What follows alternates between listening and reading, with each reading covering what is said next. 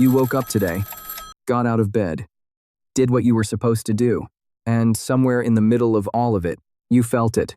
That feeling, not sadness exactly, not anger, just tired. Tired of the routine. Tired of pretending everything is fine. Tired of existing in a world that keeps moving, while something inside you just wants everything to stop. Not forever, just for a moment. If you know exactly what that feeling is, this video was made for you. Because what you are experiencing has a name, a psychological explanation.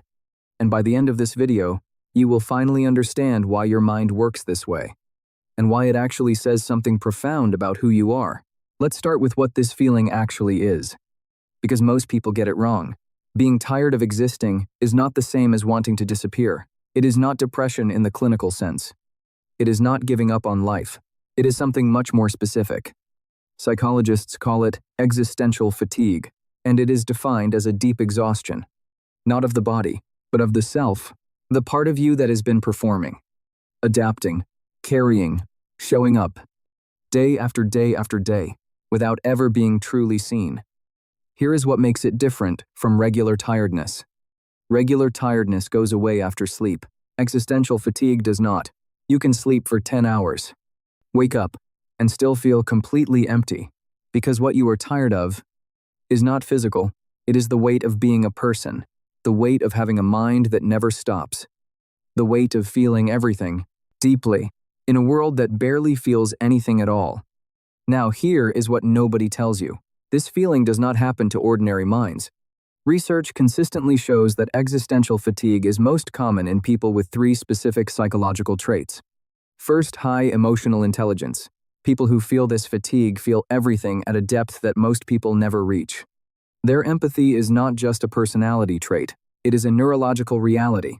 Their brains process emotions their own and others more intensely than average.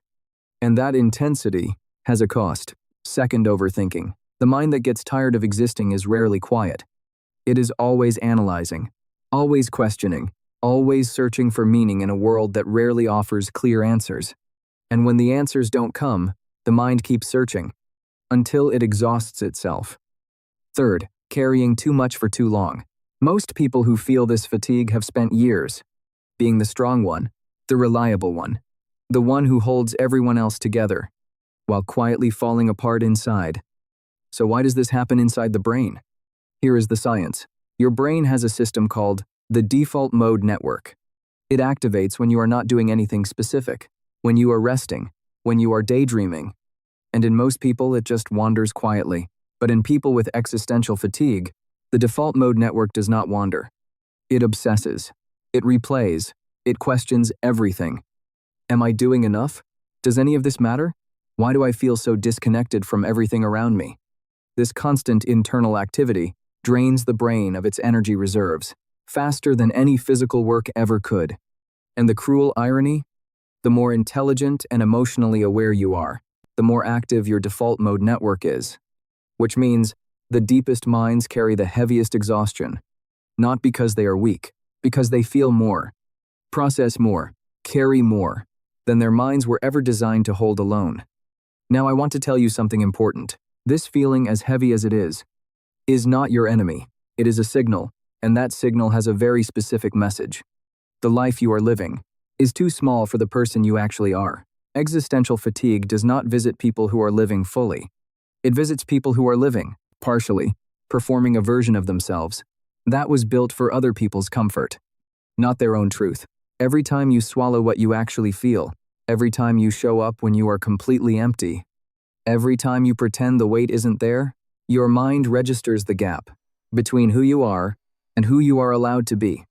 And that gap is where the fatigue lives. Oh, what do you do with all of this? You start by doing one thing. Stop calling it weakness. The mind that gets tired of existing is not a broken mind. It is a mind that has been working, over time, for far too long, without rest, without truth, without permission to simply be. You are not tired of life. You are tired of the version of life that was never really yours. And that realization is not the end of something. It is the beginning. If this video put words to something you have been carrying silently, leave a comment below and just say, I feel this. because you are not alone in this. Not even close. Subscribe to the Psyche map, because your mind deserves to be understood.